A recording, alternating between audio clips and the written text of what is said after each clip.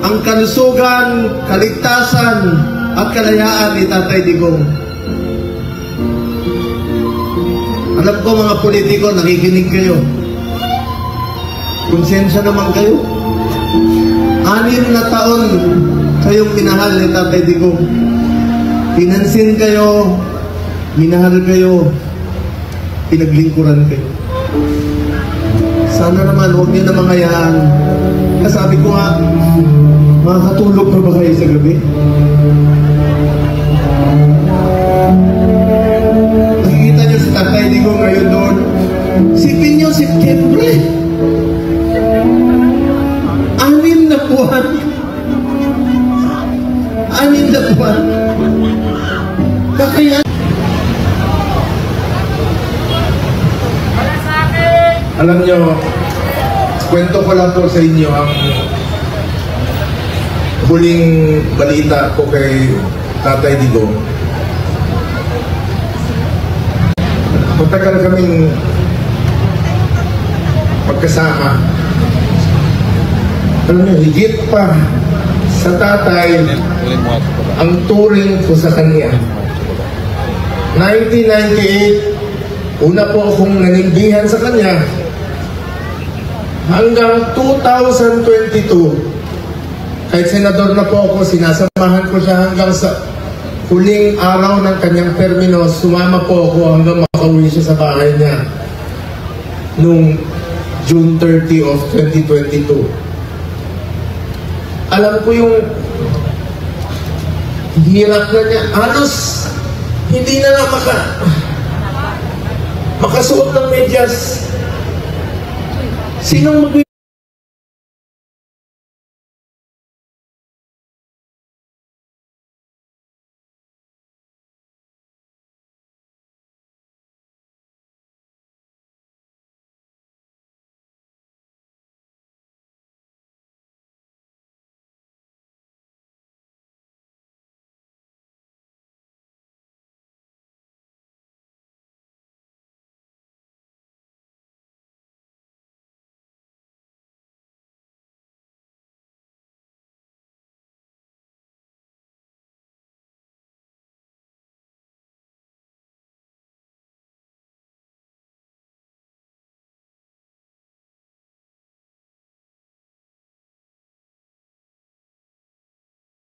medyas sa kanya doon? Kaya nga, nagmurot talaga kami. Iyak ako ng iyak. Yung sinabi ko sa akin. Alam niyo, nakausap ko kaninang madaling araw si Atty. Mijaldea pagkatapos ng hearing nila at saka si Ma'am Hanilet. Kaya siya ganon siya magsalita.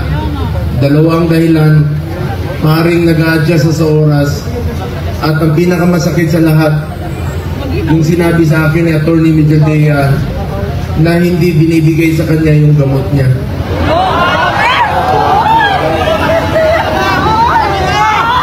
Alam niyo ba, na hindi nga niya alam kung ano yung gamot na iniinom niya, binibigay sa kanya ng nurse niya.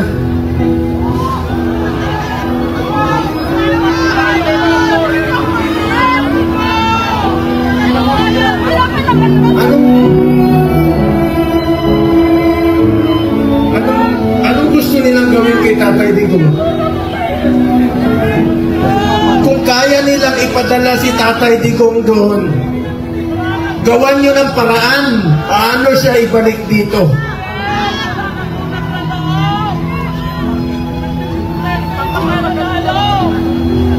Ang gusto nyo basahin ko yung mga medisina niya.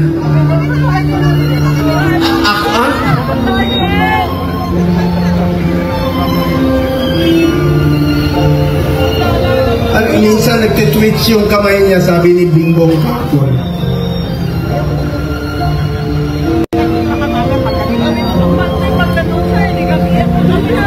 Kaya sa lahat ng mga politiko na nakinabang kayo sa panahon na pinansin kayo ni Tatay Digong, 6 na taon kayong pinansin ni Tatay Digong. Yung iba dyan, pinupuntahan pa namin yung birthday. Makakatulog pa ba kayo? Ha? Tulungan nyo naman si Tatay Digong.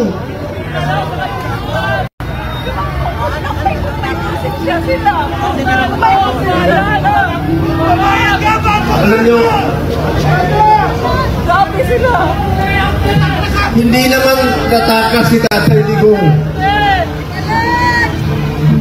Noong Sabado, maraming nagpapayo sa kanya. Kami, sinabihan namin, Tatay Digong, pagpaliban mo muna. Pagpaliban mo muna yung pagpapauwi mo rito. Alam ni Mama Anilet yun, alam ni Iyas yun, alam ng mga kasama niya. Dahil meron na pong threat sa kalusugan niya, sa buhay niya. Di natin alam eh. Pero mas pinili niyang umuwi at harapin. Ibig sabihin nun, hindi tatakas si Tatay Digong. Hindi tatakbo si Tatay Digong na hindi na kanya kaya tumakbo. Nakasungkot. Kaya pa ba niya tumakbo? Mga politiko, nananawagan ako sa inyo. Pinansin namin kayo sa 6 na taon, hindi namin kayo pinabayaan. Tulungan niyo naman Tatay Digong. Tulungan niyo naman. Nangungulila lahat. Alam nyo, hindi, pagdating niya, ako mismo, meron na akong pass para sunduin kasama ko yung 3 doktor niya. Then schedule po siya magpa-check up sa Cardinal Santos. Then, bagamat since 2022, di na kami alam nyo, 1998 hanggang 2022, halos araw-araw kami magkasama.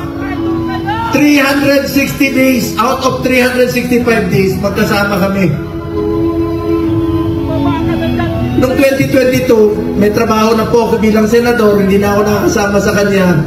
Pero hindi ko po pinapabayaan yung medical niya dahil yun po ang pinangako ko sa kanya hanggang sa pagtanda niya, hanggang sa kamatayan niya, hindi ko po siya iwanan. Lalong-lalo na po sa medical. Alam niyo, nakaraang 4 na buwan, monthly siya nagpapa-check up.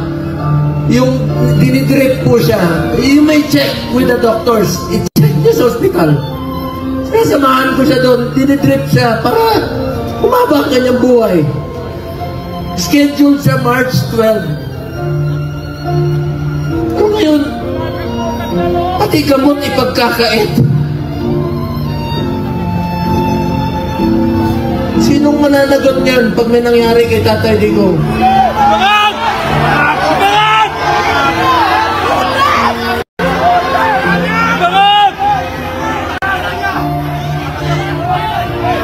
February, umpisa ng December, dyan sa Cardinal, sinamahan ko siya. Sinama si Ma'am Anilet. Enero, bumalik uli kami. Pebrero, bumalik uli kami. March 12 po siya schedule uli para sa pagpapagamot niya. Pinagkait nila. Pati gamot, ayaw ibigay sa kanya. Alam niyo, wala siyang sinelas. Pati sinelas. Pati sinelas niya, wala. Nakapaa. Huli namin pag-uusap, nasa eroplano siya. Sabi ni Bingo, Atty. Major Dea, nakapaa siya. Buti na lang, may nagsuot ng kanyang suot kahapon. Hindi na kaya, ang lamig doon. Alam nyo, salamat sa piloto niya, isang co-pilot doon. Binigay niya yung kalo niya kay Tatay Digong dahil alam nila malamig. Binaba siya sa stretcher, mag-isa siya. Hindi alam ni Atty. Major Dea saan siya dinala.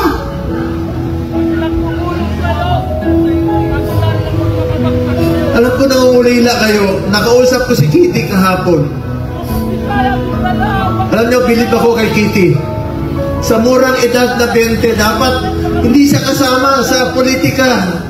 Dapat nag-aaral siya ngayon. Pero sinama siya sa dumi ng politika. Tinawagan ko siya kahapon, sabi niya, ninong niya ako eh. Sabi niya, Ninong Bong. Hindi ko mapigilan, umiyak. First time ko umiyak talaga. Na, kausap siya. Sabi niya sa akin, Ninong, ikaw na muna ang tatay ko.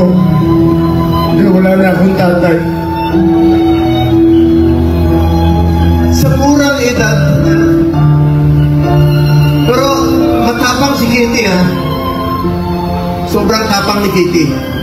Sabi niya, Ninong, be strong, be straightforward. Ito yung panahon na magkaisa ang Pilipino. Magkaisa tayo para kay Tatay Digong. Makikiusap po ako, maminahon po tayo. Huwag po tayo gumawa ng bagay na ibabalik sa atin.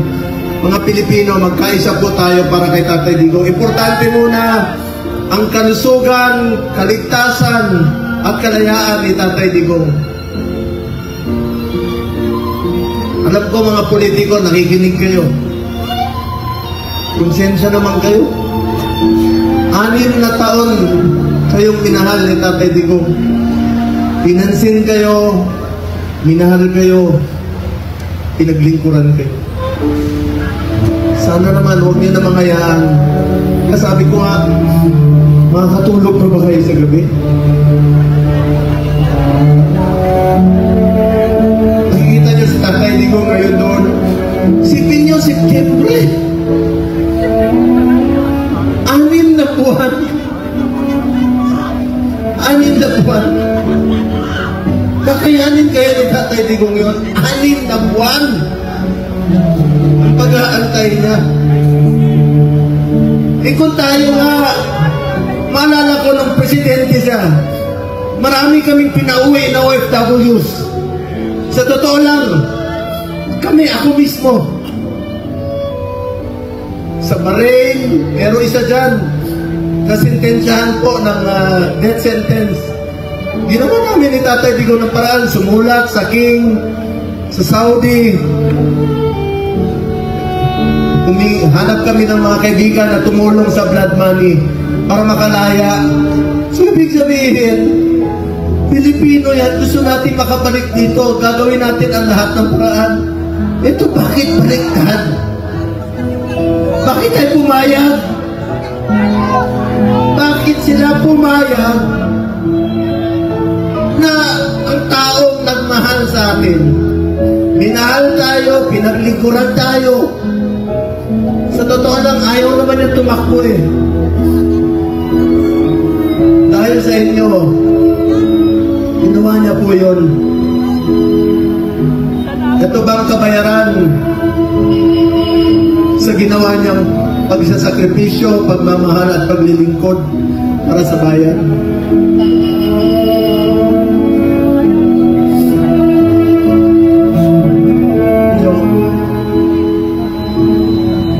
Mga kababayan ko, tulungan tayo ay balik si Tatay Digong. Alam ko nangungulila kayo. Alam ko maraming Pilipino halos hindi makatulog. Hindi tayo makatulog. Alam nyo, marami ako narinig. Yung iba, kahit hindi natin kasama sa politika, marami nagte-text sa akin, hindi nila matanggap na bakit hinayaan payagan na magkaganon. Ikiusap po ako, alam ko nakikinig naman po kayo. Kung kaya niyong dalahin si Tatay Digong ng ganon kabilis, sana ibalik niyo po dito sa amin. Nangungulila po ang Pilipino.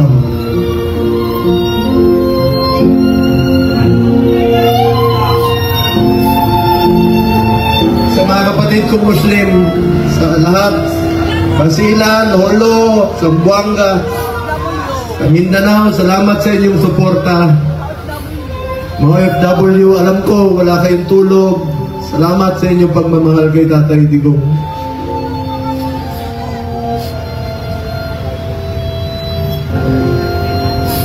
Mga taga Visayas, alam ko mahal na mahal yung mga Bisaya. Salamat. Kahit dito sa Luzon, alam ko nahuhuli lahat. Dasal po tayo. Please lang, yan lang po ang pakiusap ko sa inyo. Pag sana huwag siya pabayaan ng Panginoon. Ako po ay natatakot.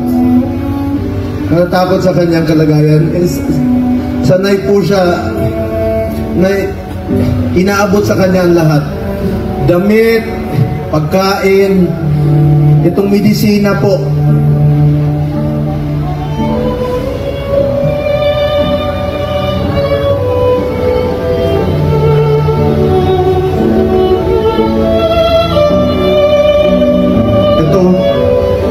Alam niyo, ako nagpapadala ng medisina sa bahay niya.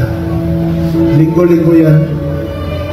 Ang dami nito, Lyrica, Crestor, Pletaal, 1, 2, 3, 4, 5, 6, 7, 8, 9, 10, 11, 12, 13, 14, 15, 16, 17, 18, 19, 20, 21, 22, 23, 24, 25, 26, 27.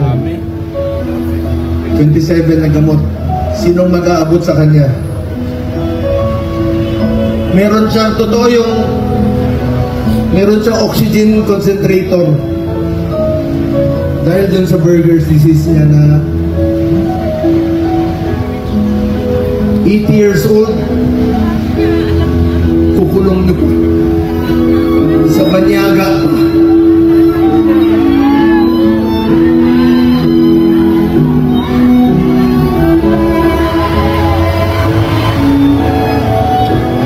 Alam nyo, inahol naman kayo. Alam ko mahal na si Tatay Digo. Mahal natin si Tatay Digo. Magkaisa tayo lahat, mga kababayan ko. Alam nyo ngayon, kami naninira sa amin ni Bato. Kanina, sinasabihan kami na naglaglagan, mga ganun. Alam nyo, huwag kayong maniwala sa mga yan. Yan ang tinatawag na gusto nila kami hilain pababa. Gusto nila kaming sagain. Ako naman po, buklatin niyo man at pag namatay, buklatin niyo kawan. Duterte po. Wala po. Halos wala po akong panahon sa anak ko. Wala akong panahon sa tatay ko. Si Tatay Digo na po ang naging tatay ko. From 1998 hanggang 2022. 24 years yan, araw-araw kami magkasama. At sinabi ko sa kanya, Tatay Digo, hanggang kamatayan mo, hindi kita pababayaan. Lalo na sa medical mo. Ngayon, sino na po mag-aabot ng medisina niya? Sa mga nagpakulong sa kanya, makonsensya kayo. Makakatulog pa ba kayo?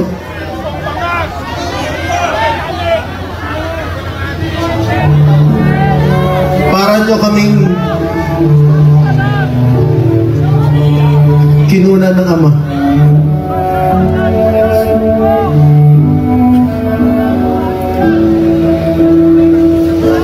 Maraming salamat po sa inyo. Pagdasal natin si Tatay Digo sa kanyang mabilis na kalayaan.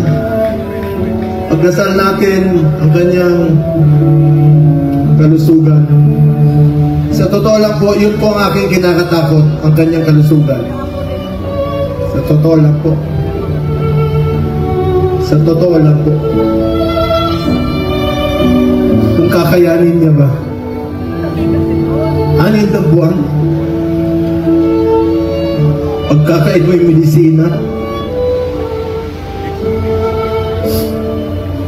Kung narinig lang tayo ni Tatay Digo ngayon, alam niya na gaano natin siya kamahal. Buong Pilipinas po, nangungulila. Dasal tayo.